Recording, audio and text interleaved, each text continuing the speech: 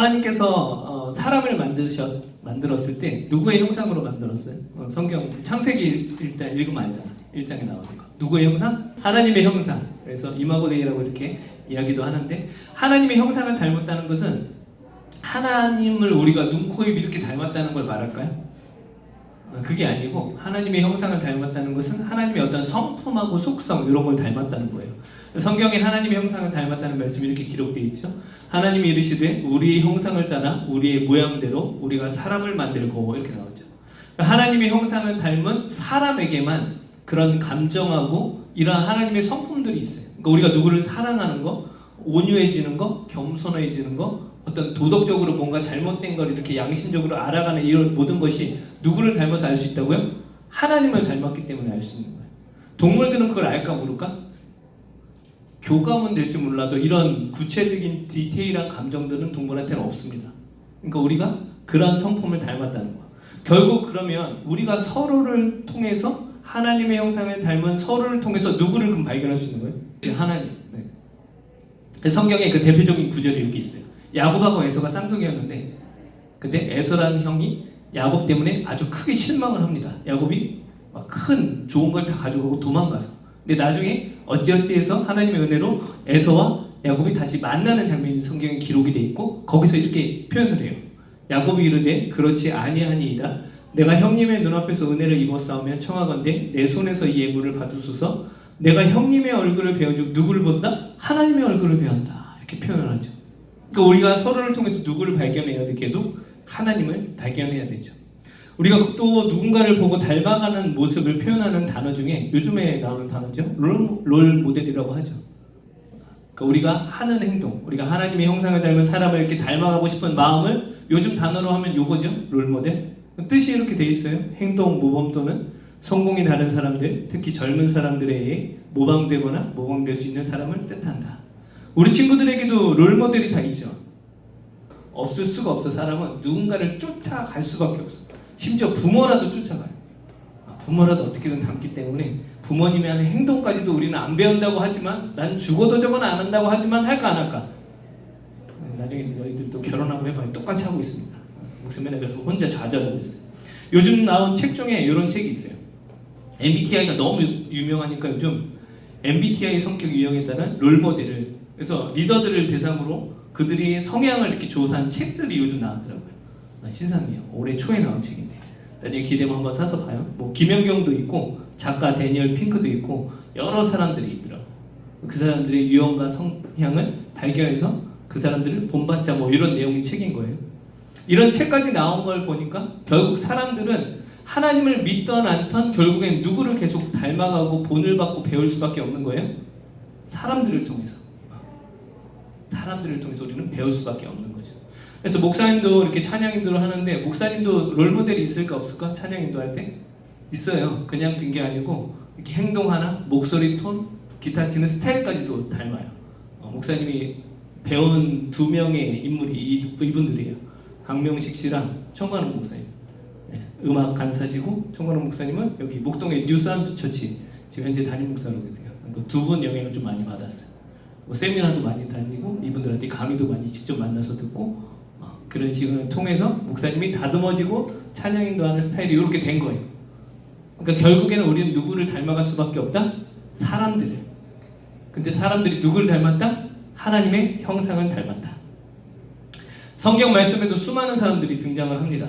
그 이유는 분명히 그들의 삶을 통해 누구를 더 알아가도록, 하나님을 더 알아가도록 하나님께서 많은 사람들을 통해서 하나님 말씀을 기록하셨어요. 그래서 우리는 이 성경 말씀에 있는 수많은 인물들을 통해서 누구를 발견할 수 있어요? 하나님을 발견할 수 있는 거죠. 그 중에 대표적으로 믿음장이라고 하는 히브리서 11장에 보면은 하나님의 형상을 닮은 사람들이 등장을 하고, 그 믿음으로 그들의 삶이 구체적으로 그냥 간략하게 있는데, 그 모습을 좀 살펴볼게요. 먼저 히브리서 11장 7절에 보면 노아가 나와요. 노아. 성경은 짤막하게 이야기하죠. 믿음으로 노아는 아직 보이지 않는 일에 경고하심을 받아 경외함으로 방주를 준비하여 그 집을 구원하였으니 이로 말미암아 세상을 정죄하고 믿음을 따르는 의의 상속자가 되었느니라. 그러니까 노아는 믿음으로 뭘 만들어요? 거의 100년 동안 방주를 만들죠. 큰 배를 만든단 말이에요. 하나님께서 이 세상을 물로 심판하신다는 그 메시지를 듣고 나서 노아가 믿음으로 뭐예요? 순종하기 시작해요. 노아의 그 순종하는 모습을 통해서 우리는 누구를 발견할 수 있는 거예요? 하나님이 기뻐하시는 거, 하나님의 형상을 닮은 사람이 무엇을 해야 되는 것을 우리는 말씀을 통해서 보게 될 수 있는 거죠. 또 히브리서 11장 24절 25절에 모세가 나와요. 믿음으로 모세는 장성하여 바로의 공주의 아들이라 칭함받기를 거절하고 도리어 하나님의 백성과 함께 고난받기를 잠시 죄악의 낙을 누리는 것보다 더 좋아하고, 성경은 기록을 합니다. 모세는 우리가 잘 알죠. 영화도 많이 봤고 홍해를 가르는 그 역사를 한 모세. 하나님께서는 믿음으로 모세의 삶을 성경에 기록하시고 우리도 그런 삶을 살기를 원하시는 거예요? 아니에요? 원하시는 거죠. 그 모세의 인생과 그 삶이 누구의 형상을 닮은 삶이었어요? 하나님의 형상을 닮은 모습이었기 때문에. 이처럼 많은 사람들이 성경에 기록이 되어 있고 하나님의 특별히 자녀들은 성경에 있는 수많은 사람들을 통해서 누구를 깨달아야 돼요? 하나님을 깨달아야 되는 거죠. 오늘도 한 인물에 대해서 성경은 기록을 하고 있습니다. 그 인물을 통해서 우리가 오늘 말씀을 좀 살펴볼 건데, 오늘 등장하는 사람은 사울 왕이에요. 이스라엘 나라의 첫 번째 왕. 그 이름은 사울. 근데 사울은 처음에 왕이 될 때는 겸손했어요. 하나님 앞에서 하나님 말씀에 어떻게든 따르려고 했고 무언가를 하는 것처럼 보였지만 점점 그의 인생이 좀 바뀌기 시작하고, 하나님께서는 그 변해버린 사울의 인생에 대해서 오늘 본문 뒤쪽에 보면 이런 말씀을 하십니다. 말씀을 같이 볼게요. 하면 같이 볼까요? 시작. 사무엘이 이르되 여호와께서 번제와 다른 제사를 그의 목소리를 청종하는 것을 좋아하신 같이 좋아하시겠나이까. 순종이 제사보다 낫고 듣는 것이 순양의 기름보다 나으니. 하나님께서 사무엘 선지자를 통해서 사울 왕한테 지금 하는 말씀이야. 근데 여기 보니까 순종이 뭐보다 낫다? 제사보다 낫다. 이렇게 표현을 하세요. 그럼 지금 사울 왕의 상태는 어떤 상태인 거예요? 하나님께 순종을 하는 상태예요? 안 하는 상태예요? 안 하는 상태죠. 안 하는 상태니까 하나님께서 선지자 사무엘을 통해서 사울 왕에게 메시지를 주신 거예요. 그러면 사울은 원래 처음에는 순종을 좀 잘했어요. 그나마 잘했는데 지금 상황은 갈수록 어떻게 해요? 순종하지 못하고 있다는 거죠. 그럼 사울 왕은 왜 순종하지 못했을까? 왜 하나님의 형상을 닮은 그가 끝까지 하나님을 거부하고 순종하지 못했을까? 오늘 말씀을 통해서 그 부분을 좀 살펴보려고 해요. 그래서 우리도 우리 안에 그런 부분이 혹시 있지 않나 좀 점검하고 우리는 다시금 하나님께 순종할 수 있는 그런 시간이 되길 예수님의 이름으로 축복합니다. 네, 그럼 오늘 본문은 아주 간단해요. 하나님께서 사울한테 어떤 메시지를 주셨는데 그걸 순종을 못한 거예요. 오늘 본문을 볼게요.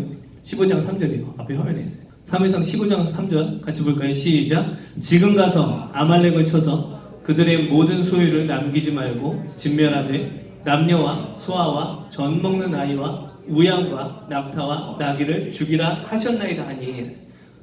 아말렉이라는 나라를 하나님께서 완전 없앨 계획을 갖습니다. 죄악으로 가득 찼고 이스라엘을 많이 함부로 공격했던 나라예요. 그래서 하나님께서 이 아말렉을 그냥 없애려고 사울 왕과 이스라엘 나라를 사용하시는 거예요. 오케이? 근데 명령이 떨어졌어요. 어떤 명령? 아말렉을 가서 어떻게 해요? 전쟁에서 그냥 이겨라. 이거는 하나님께서 이김을 보장해 주신 그런 전쟁이었어요. 대신 조건이 있었죠. 어떤 조건이요? 거기 있는 모든 물건을 가져와라 말아라? 아무것도 못 가져오게 해요. 다 진멸하라. 싹 다 없애라. 거기 있는 건 다 더러운 물건이니까 아무것도 가져오지 말고 다 없애라. 이 전쟁은 그러니까 가서 그냥 하기만 하면 뭐예요? 무조건 이기는 전쟁이었어요. 너무나 쉬운 전쟁이었다. 마치 우리가 시험을 볼 때 답을 미리 알고 시험장 가면은 어때요? 기분이 어떨 것 같아요? 그런 마음으로 전쟁을 한 거예요. 그런 경험 우리 친구들 있어요 혹시? 목사님 몇 번 해봤는데, 목사님은 중학교 때 어떤 미술 선생님이 약간 사이코여서 그때는 미술 시험 시간에 문제가 10문제였어요. 시험 때 딱 10문제 나오는데 어느 날 10개의 숫자를 부르고 나가는 거야. 미술 선생님이 답을 부르고 나가버린 거예요. 그걸 적은 여러 친구들은 어떻게 됐을까? 100점을 맞았죠. 그 중에 한 명이 누굴까? 나는 100점을 맞았지. 요즘 같으면 이거 막 신고에 걸리는데 목사님 때는 그런 약간 사이코 선생님들이 많이 계셨어요. 어쨌거나 그런 마음으로 지금 이스라엘 백성들이 사울하는 거 뭐라는 거예요? 전쟁을 한 거예요. 그럼 쉽게 이제 전쟁에서 이겼는데, 그런데도 불구하고 사울 왕은 순종하지 못했다고 성경은 이야기를 했어요. 아까 순종이 제사보다 낫다. 그럼 사울은 왜 순종하지 못했을까?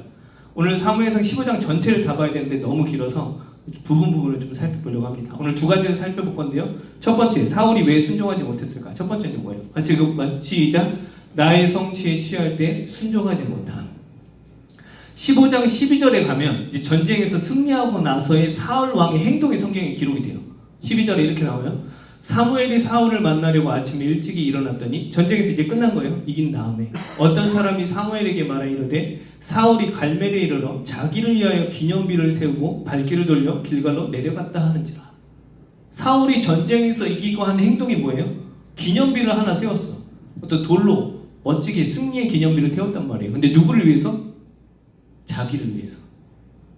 지금 이 전쟁은 누가 보장하신 전쟁이었어요? 하나님이 승리를 보장케 하시는 전쟁이었어요. 그럼 사울이 나가든 백성들만 나가든 이 전쟁은 무조건 이겨야 져요? 이기는 거였는데 사울은 마치 자기가 이걸 해서 이긴 것처럼 누구를 지금 세우고 있어요? 자기 성취에 빠져서 하나님을 높이지 못하는 상태가 된 거죠. 우리가 삶을 살아갈 때 이런 일들 되게 많습니다. 하나님이 우리를 인도하신다는 거 우리 믿어요? 우리 친구들? 하나님이 나의 삶을 끌고 가시고 나를 태어나게 하셨고 주님 나라 가는 그날까지 우리의 모든 플랜을 갖고 계시는 것을 믿어요? 이게 전문용어로 성경에 나와 있지 않지만 하나님의 섭리라고 이야기를 해요. 또는 하나님의 주권이라고 이야기를 하는데, 그렇다면 우리가 살아갈 때 뭔가 이렇게 성취하거나 뭔가 이루어지고 좋은 것들이 됐을 때는 결국엔 그 일을 이끄심을 누가 하신 거예요? 하나님이 하신 거지. 우리 청년들은 그런 순간에 하나님께 감사할 수 있기를 예수님의 이름으로 축복합니다. 오케이? 사울 왕이 지금 그런 순간을 경험을 한 거예요. 그런데 그 순간에 뭐 있다고요? 자기를 위해서 기념비를 세웠다. 결국에 하나님께 순종하지 못하는 이유는 무엇 때문에요? 하나님보다 누가 더 중요한 거예요? 계속 내 중심인 거죠. 내 중심. 그 순간, 그 찰나에 우리 청년들은 지혜롭게 행동할 수 있기를 예수님의 이름으로 축복합니다. 말씀 찾아볼 거예요. 이제 사도행전 12장 20절로 23절. 미술하는 친구들은 아그리빠 상 알죠? 얼굴 있는 거, 하얀 거. 미술학원에 이렇게 얼굴 있는 거 있잖아. 이 조각상 다 하얀 거 있거든요. 그게 아그리빠예요. 아그리빠. 근데 20절에 보면 헤롯이라는 사람이 등장하는데 이 사람이 아그리빠 1세예요. 1세. 20절로 23절인데 목사님 읽어볼게요. 헤롯이라는 사람이 그 당시 하나님을 믿는 사람들을 이제 죽이기 시작합니다. 어떻게든 예수 믿는 사람을 죽이기 위해서 활동을 했던 사람인데 20절에 보니까 헤롯이 두로와 시돈 사람을 대단히 노여하니 그들의 지방이 왕국에서 나는 양식을 먹는 까닭에 한 마음으로 그에게 나와 왕의 침수 맡은 신하 블라스도를 설득하여 화목하기를 청한지라. 무슨 뜻이냐면 헤롯이라는 사람이 있었고 아그리빠 1세예요. 두로와 시돈은 페니키안 족속이에요. 페니키안 들어봤어요?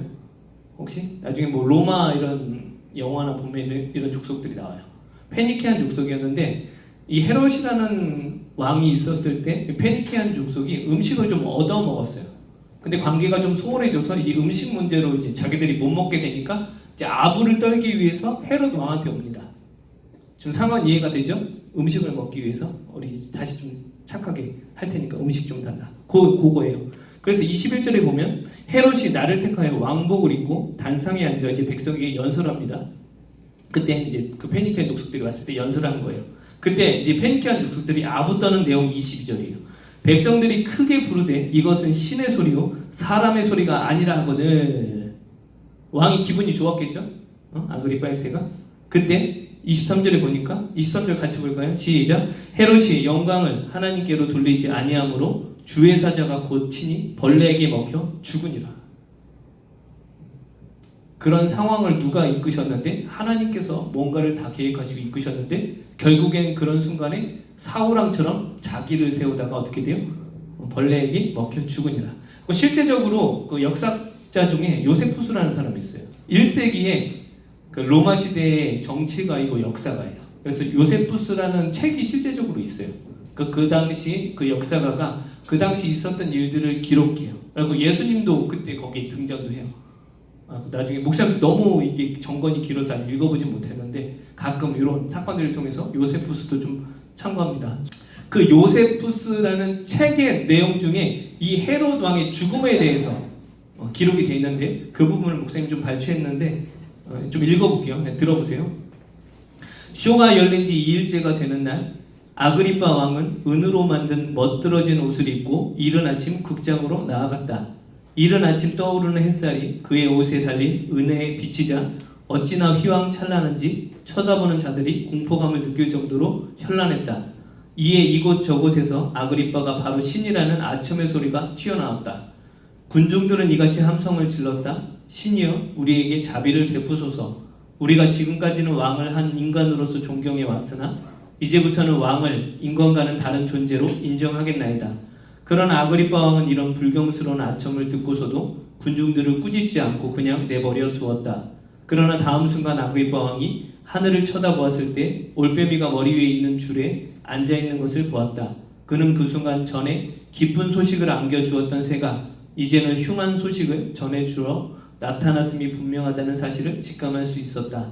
그리하여 그는 깊은 슬픔에 잠기게 되었고 그때 갑자기 배에 무서운 통증이 생기기 시작했고 아그리빠 왕은 복부의 통증으로 5일간 기진할 정도로 고통스러워하더니 결국은 세상을 떠나고 말았다. 그때 그의 나이는 54세였으며 왕위에 오른 지 7년째 일이었다. 실제적으로 있었던 역사의 일이 어디에 기록이 되어 있어요? 성경에 있는 거예요. 이걸 통해서 우리가 또 알 수 있는 건 성경은 진짜야 아니에요? 성경은 그래서 진짜예요. 역사적으로도 많은 사건들이 있습니다. 헤롯이 왜 죽어요? 하나님께서 허락하신 귀한 일들을 누구한테? 하나님한테 감사하지 못하고 자기의 것으로 뭔가 취하려 했을 때 순종하지도 못하고 죽는 일이 일어나게 됩니다. 우리 청년들, 하나님께서 우리에게 귀한 일들을 많이 베푸실 거예요. 내가 뭐 새로운 직장에 취직하거나 어떤 일이 공부를 했는데 그게 잘 좋은 결과를 나오거나 어떤 뭐 뭔가를 했는데 뭔가 어쨌든 잘 이루어지는 일들이 있을 때 그것이 하나님을 믿는 사람이라면 그런 순간이 결국 하나님께서 나를 이끄신다는 것을 인정한다면 그 순간 하나님께 감사할 수 있는 순종의 사람들이 되길 예수 이름으로 축복합니다. 오케이? 두 번째, 사울왕은 왜 순종하지 못했을까? 두 번째, 같이 읽어볼까요? 시작. 사람들 말에 집중할 때 순종하지 못함. 네. 사무엘상 15장 21절에 보면 이제 사무엘이 사울왕한테 그러면 이 물건들이 뭐냐 그런 질문을 했어요. 그때 사울왕이 한 이야기예요. 전쟁에서 아무것도 가져오지 말라고 했는데 하나님께서 사울이 어떤 물건들을 챙겼어요. 그래서 그 물건들을 사무엘이 이제 이거 뭐냐 이거예요. 이 순간에 사울이 이렇게 이야기를 하는 거예요. 15장 21절에 같이 볼까요? 시작. 다만 백성이 그 마땅히 멸할 것 중에서 가장 좋은 것으로 길갈에서 당신의 하나님 여호와께 제사하려고 양과 소를 끌어왔나이다 하는지라. 누구 말 따른 거예요? 누가? 다만 백성들이 이렇게 이야기해요. 사무엘 선지자가 물어봤을 때 사울왕이 뭐라 그러는 거예요? 백성들이 이거 좋은 거 챙겨와서 하나님께 예배드리기 위해서 거기서 그냥 남겼습니다. 이렇게 지금 핑계를 대는 거라고. 어떻게 보면 상황적으로 이렇게 좋은 것으로 예배 드리는 것은 괜찮은 거예요? 안 괜찮은 거예요? 괜찮은 거잖아요. 어떻게 보면.